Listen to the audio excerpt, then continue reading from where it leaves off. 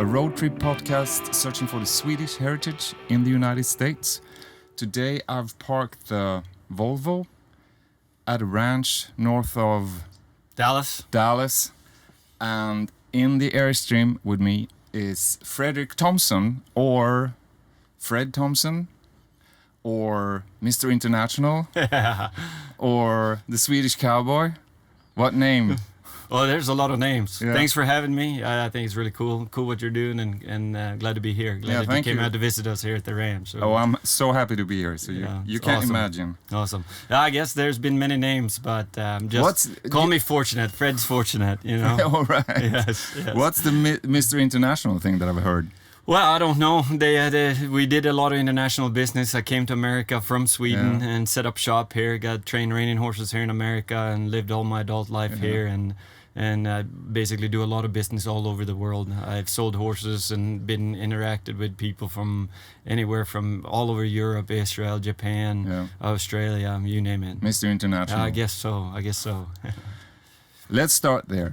Let's start with what you're doing, and then we're going to go back to how you got here. Yep. Excellent. You're racing horses. Yep. Yes. Yep. We train reining horses for the sport of reining. It's kind of they call it the dressage part of the Western horse. Yeah. It's a sport that the American Cowboy founded. It's a direct derivative from the American Cowboy, how he herded the cows around and they had to use their lasso, the rope to catch the cow, and so the horses were ridden and trained to one-handed steering and so forth. And it's all the movement. Yeah, they took all great pride on their horse's willingness and their maneuverability, how the horse could travel and how fast the horse can stop, how the horse could turn, just in order to stay with the cattle they were trying to catch and doctor and take care of. But do you do this without the cattle? Yes, so then made it into a sport. They started seeing how willing that horse would be and how willing they could steer that horse on a loose rein, one-handed, how fast they could run, how they could stop, and maneuverability, and made it into a sport with a very, very high precision sport, so to speak. So it's basically a judged sport. It's a judged event, yes. Yep, it's a judged event. And from what I hear, you're one of the best. I wouldn't go that far, but I'm pretty good, yes. Yeah. I've been fortunate, and God blessed me with a lot of talent, and it's just what we do with it. Yeah, but it's a sort of a sense of horses also. Yes, for sure. Sense of the animal. I grew up with a lot of animals too, so I think you develop that from being around animals at a young age. But let's go back there, because I know that you grew up on a farm, but that was a farm for cows. Yep. I grew up on a dairy farm in Gotland, Sweden, island in the Baltic Sea, you know. And my dad was a dairy farmer, so we had cows and horses for that matter. Yeah. My dad started out with a bunch of Swedish warm bloods, which is traditionally used for the jumping and dressage events. And my dad had been to Canada as a 17-year-old as an exchange student in a farming program. Oh, yeah? And there was a farm there that had American quarter horses, and they were gonna herd some cattle. I guess they're moving some cattle from pasture to pasture or something like that. So he had the opportunity to ride some American quarter horses, and they fell in love with the horses. Like, these horses are cool because they're very calm. They're very, very easy to work with. They're very smart. They're docile and in my mind, it's like the sort of essence of a working horse. Yes, I mean, that's why it's been the working horse, because they were very patient, they're very willing, they're very quiet, they're easy to work with, and they're very user-friendly, so to speak. So you can do a lot of tasks. So your father went over to Canada. He was in Canada. Sat in the saddle. To ride the cattle. Yes, yeah. Like for real. For real, yes. On a working farm in Canada. Yeah, so then discovered, the American quarter horses, and I guess discovered a little Western way of life too, you know, the Western saddle. And I mean, they were cowboys. There's a different side of, there's a different way of riding. Those were they were true cowboys. They were using the horse amazing. As a tool. As a in their craft, how they made a living. Yeah, and then you got the bug. They had the bug, and this was the Western way of riding horses, and the sport event of horses was starting to migrate into Sweden back in the late '80s. mid 80s, late 80s, and for all of Europe was a big movement in the mid 80s. A lot of Americans and a lot of Europeans came over here to America to buy quarter horses, ship them over to Europe, and starting the sport over there and growing. But at this time, you're still in Gotland. I'm still in Gotland, and you're learning these horses. I'm going to school and I'm riding as much as I can. I have the bug for sure. I study tapes, VHS tapes. We see pictures in books. All that stuff just to get a taste of it. Of course. Get what it is to be, how it is at the elite level of reining horses. And what was the next step for you in that? Well, I was fortunate. In 1990, the World Equestrian Games was held in Stockholm. And so that's the FEI events. They have the show jumping, dressage, the 3-day events. They have all these events in one place, kind of like the Olympics for horses almost, right? Yeah. So they had the American quarter horse as a breed. They were going to have a demonstration there. Oh, like a showcase. Just a showcase, correct. Showcase the breed, the American quarter horse, to the public there.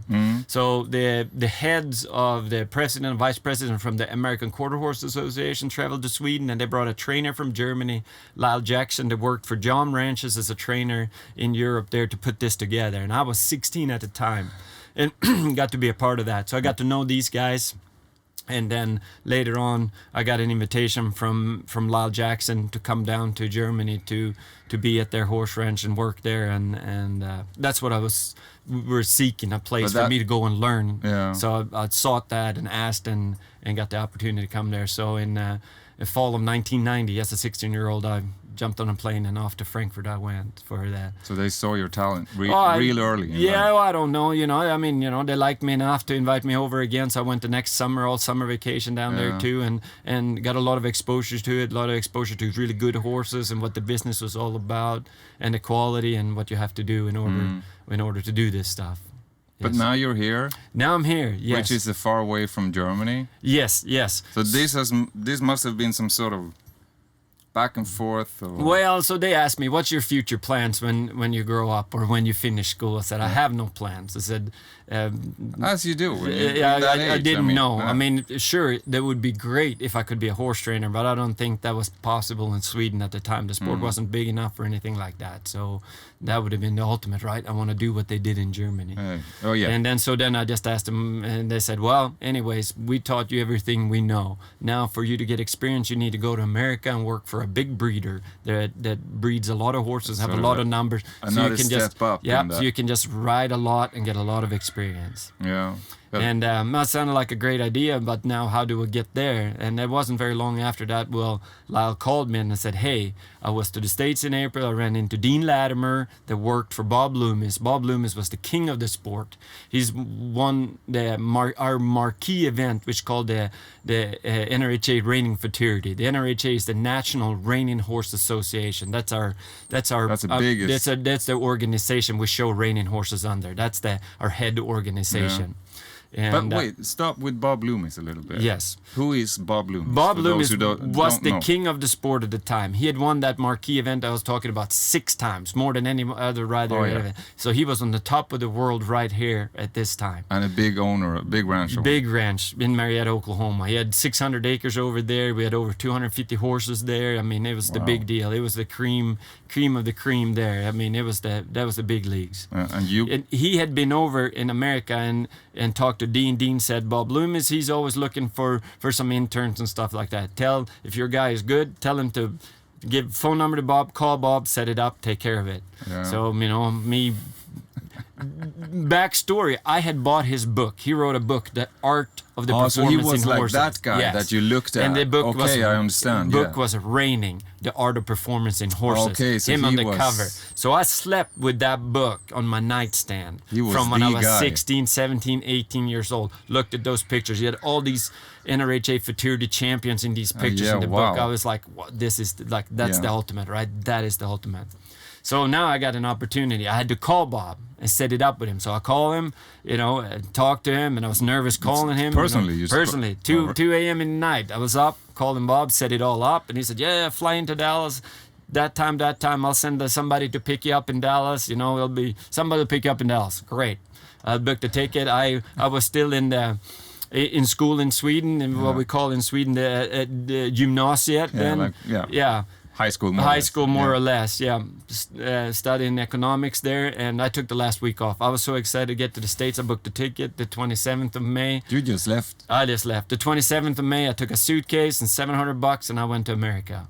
And landed in Dallas and started looking for somebody to pick me up. I guess I maybe looked like a horse kid when I come off the plane. A girl came up to me, introduced herself. Hey, hi, I'm Cindy. I'm from Bob Loomis Quarter Horses. I'm here to pick you up. I think you're Fredrik. Yeah. I said, that's me. Got in the truck and back to Marietta, Oklahoma we went. So that's the start.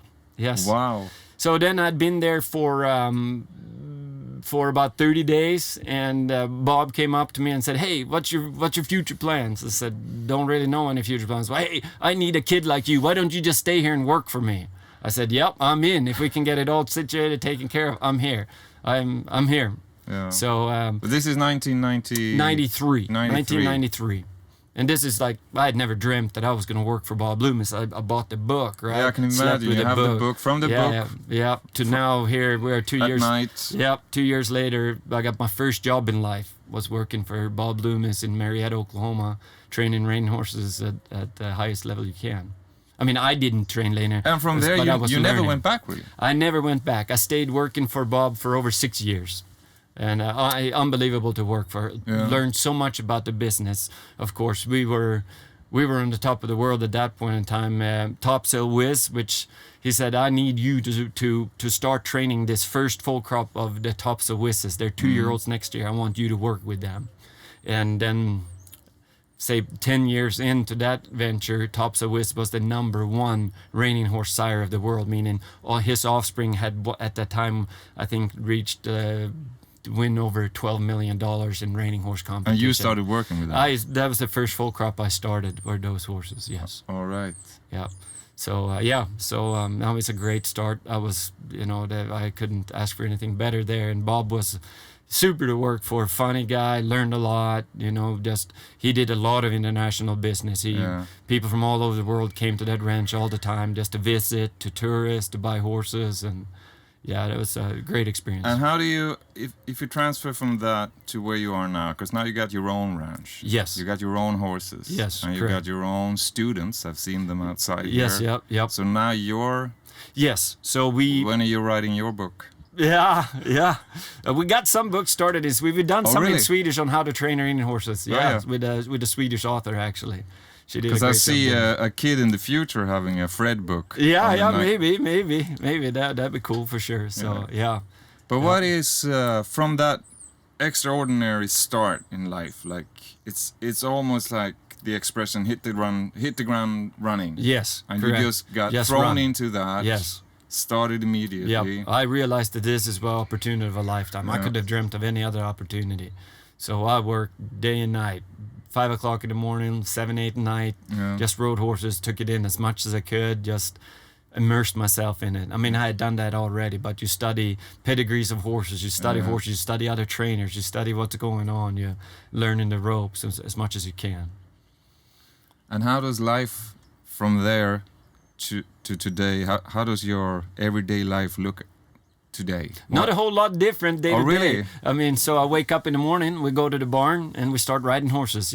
Train, I have around... But now you're more like a senior Sure. person. We have 50 horses in training here that we train at all times.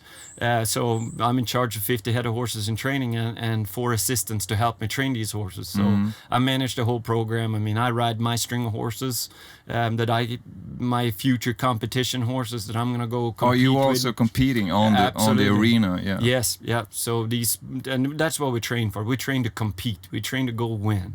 That's what we do. And because the victory gives the sort of breeding. It gives value to the horse. You better horse, and so my clients are from all over the world and they own the horses. I train the horse for them. We go to travel to competition, we compete for money. We're successful horses or great quality horses or very talented horses. They're, we sell them and we start over again and start with a new horse, and there's a lot of trade. That's a lot of buying and selling horses involved in this too.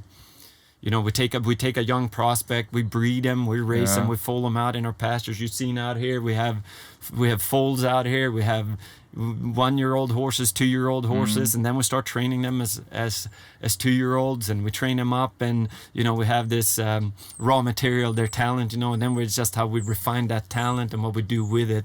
And then of course some of the horses' pedigree, which is their parents, very successful parents, make a more valuable horse. And then when we refine that talent and we make them trained very good, they increases their value. And what do you look for when you see a young horse? Well, we see if you take aside the pedigree, or because I understand that's the intro selection. Yes, you look at the pedigree. Yeah, this could be a good horse. Yeah, successful parents. But it's not a guarantee. Not a guarantee. No. But what do you look for that young horse? We look for. we try to breed for horses that are very, very kind. Gentle horses, the kind that's going to be easy to train. They want to give it to you. These animals are unbelievable. They're so kind to us. They weigh 10 times as much as we do, and they are just kind and say, hey, we'll be there for you, and they'll be there in a happy way. They're just happy to be with us, do the work for us. Sure, we take care of them better than we take care of ourselves. We have all the best care from the best food, the best horse dentist, the best equine farriers to put shoes on them. All the elite guys in the world take care of these. They live like kings. A horse dentist is something that you don't really think exists when you're not in the horse business. Yeah, very important. Very important. But is there certain movements that you look? Sure, that he goes natural that way. He moves the way you study any athlete. I imagine if you're gonna scout a hockey player, it's his skating. It's flawless. Yeah, that guy can really move. He can skate. He's effortless in his skating. His stick handling, how he handling the stick, is effortless. So we look for those horses too when they move out there. Do the lope smooth lopers? They carry themselves in a certain way. They just look athletic. That horse is gonna be athletic because the way he just moves over there in the pasture. We're not looking at the yearlings in the pasture. The way he just loped across there, how he moves, he just looks athletic. And then he stops. How he uses his body when he stops and turns. You're gonna that thing's gonna be athletic. Like a ground, like a foundation to look at, or and then you say, well, I can teach him. And then I can that teach thing. him the details. He looks very, very athletic. Now we just gotta, if he's kind enough, and he will be trained easily and be kind, which most of them are. We ride very, very good horses anymore. I've been here through 3, 4, 5, 6 generations of horses now. Now we take these champions and we breed it to another champion, and create another champion, and we get another champion. So they're bred very specific for the sport of reining and their talent level. Have you changed your goals during this? Yes, the goals get tweaked all the time. But your goal, your life goal, I want to be a horse trainer. Yes. If I can do that, and now you're a very good horse trainer, to say the least. Yes. Yeah. And do you change that goals? Yeah. Do you find other goals that you're looking for? Well, what could that be? You just got to raise the standard all the time. The standard of excellence, the level that you perform at. When I first came... I'm thinking maybe if you increase your challenge. That's a difficult horse. So this is all a challenge anyways. These horses have a way to keep you humble. This is not easy. This is always... No. This is always challenging. It doesn't matter how much you want or anything. Everybody will tell you it's always challenging. Yeah, of course. You have to figure out how that horse is think. What is he thinking? Yeah. What does he do? How can I guide him to perform even a little bit better? How can I improve what I do to him, and how I ask him, or how I reward him, or all the time? And how can we improve our equipment we're riding? How can we get better saddles? Now I've been working together with a saddle maker. Now the new saddle that he's come up with, it's a saddle tree, a saddle frame of carbon fiber. So it's very light. So it's titanium material screws in this saddle and stuff. So this saddle, the horse's performance can increase because it's more comfortable carrying this saddle and carry my weight, maybe lower in the center and stuff like that. There's always things to tweak. Because that's work what on I all heard. The time. I heard that between everything that you said, that when you get more senior in something, your goals when you're young. This is my take on it. When you're young, you have this wide goal. Yes. And when you reach them, they're never really what you expected them to be. They're always different. But you get in certain levels in your life. Yeah. But the older you get, or the more senior you get, in my experience, your goals get tinier. Yes, yeah, sure. I want to tweak that. Yes, like you said, the saddle. Maybe I can do something with that. That would be perfect too. Yeah. No, it's always like that. Yeah. I mean, like when I came to America, if I could be a horse trainer, that would be great, right? And I don't know if he even had that as a goal yet. And boom, said, I want you to stay and train horses for me. Yeah. Boom. Now we're just kind of like... All right. Just when I'll do that. I just jumped over anything. I couldn't even... Sitting on Gotland, a tiny island in the Baltic. And I'm not talking... It's 100 miles long. Yeah. And 55 and miles it's not famous for its, reining horse trainers. Horses, no. Yeah, no, not it's exactly. famous for a lot of things, but not that. Yes. So, I had never even imagined, I couldn't have dreamt that I was going to move to America and work for Bob Loomis, the king of the reining horse The sport, guy on right? the night side too, bedside exactly. table. So, how's life? Is there even possible for you to sort of pinpoint the difference? How do you mean the difference of Sweden, living in Sweden with horses, with that life that you're having, and living here with the life that you're having now? I know that it would be impossible to have this sort of career or this business that you're having in Sweden because the industry doesn't exist. But it does exist in a way smaller sense. So Texas and Oklahoma there is the center, the mecca of the reining horse sport of the world. The whole world is coming here for knowledge, coming here to shop for their horses. I've sold horses to Israel. There was a potato farmer from Israel. We bought a few horses from him, and when I sold them to Israel, I gave him a pet on the way to the airport. The horse, see you later. I might probably never see you again. Yeah. Boom. We go to Aachen, Germany for the World Equestrian Games in 2006. Swedish team. I fly over to Europe. The Israeli team is down there. The horse that I raced, there she is. You got flown in from Israel for the competition, so I got to see her again. Oh, wow. Right? So we're like your horse? Yeah, I raced. Well, not anymore. Yeah, not anymore. I raced her. I was out of my broodmare, and I raced her, and then we trained her, and then an Israeli agent came and asked, what do you have for sale? He brought an Israeli group of people to the ranch. We showed him the horses. One guy, he was a potato farmer. He said it rained a lot in Germany that year, so I will sell a lot of potatoes to Germany, so I need to spend some money on some horses. What do you have? So we ended up selling. So this is the epicenter. Yeah. This town, for sure. Pilot Point here where you're at. There's so many horse ranches. I couldn't tell you how many horses. I've passed a few on the way up here. So I see horses everywhere. We're in the heart of this deal, so the whole world comes. And south of Dallas, on my way up, because I came up here from Houston, up here, that's cattle. Yes, south of Dallas is a lot of cattle, and when you pass Dallas, it shifts to horses. Yes.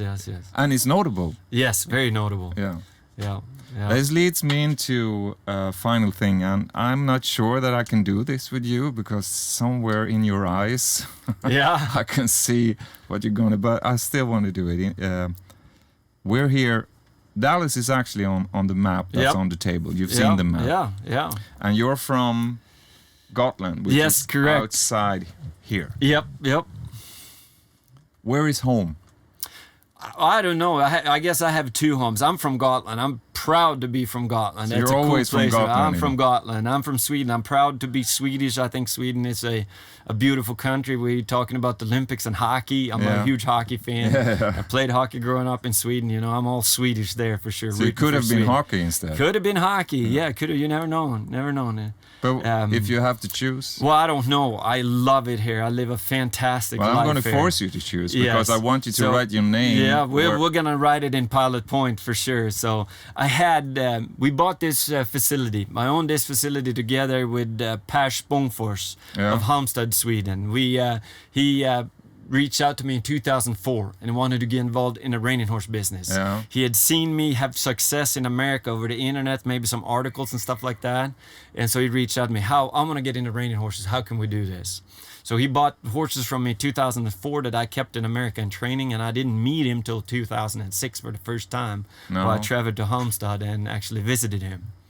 And then in 2015, it was buying this facility here and putting that together. So in somewhere in 16, I was riding out here and we're building, and I remember what horse I rode. I had a great daughter of Smart Chicolina, that one of my longtime clients, still clients with me today, that they were owning. I just finished her. I was riding in an outdoor arena we built, and I was walking up to the barn, and I was like, because I had been in Marietta, Oklahoma first, then I lived in Pauls Valley, Oklahoma, back to down here. You've been following the work in a way, the ranches and the work. Back down to Texas and Pilot Point now. So I didn't really have a home yet, but I remember walking that mare back, and I was thinking, this is home.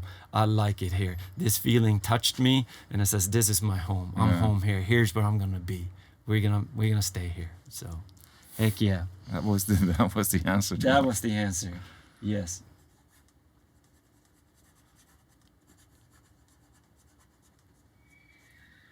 And the final thing, if you were to write a letter from here to Gotland. Yep. Who do we send a letter to? Who do you want to send it to? I don't know. I have a large family there. I have, my parents. My parents have supported me a lot through sports. I did. Send it to your parents then. I'm gonna send it to my parents and all of my extended family. We have big cousins. We had farmers all around. I think we were 14 cousins living around there. So I'll send a letter to them and just say, that I had a great time growing up with all those guys, and a great time doing all the stuff we did. Yeah. And we keep in contact a lot. I call my cousins often, and every summer I'm home in Sweden. We all got together, all the cousins again, and hang out and have a good time. And it's sure, I've been over here for over 30 years now, but it's like we catch on like we'd never missed a beat. Like, that's wonderful. So it's a lot of fun. Yeah, that's when you share a history together. Yes, you sort of reconnect it. Yeah, immediately. Yeah, it is. It doesn't take 2 seconds, and everybody hugs everybody, and then we're just like it was 30 years ago. Yeah, it's great. So I write a letter to all them and just tell them I appreciate everybody, and I sure enjoy them every time I get to spend with them. Sure. Okay, it's been absolutely lovely meeting you. Excellent. And I really love this place. Yeah. Your ranch is just wonderful. It has a wonderful energy to it. And, I'm not sure I'm going to leave. Yeah, so. There you go. Just stay and hang out. And we're glad to have you. Yeah, thank you very much. Yeah. It's been a pleasure. Thank you. Thank you. You have listened to Letters from America, a weekly road trip podcast celebrating the Swedish heritage in the United States. Produced in collaboration with the Embassy of Sweden in Washington, D.C., Volvo Cars USA, Volvo Trucks USA, and Airstream.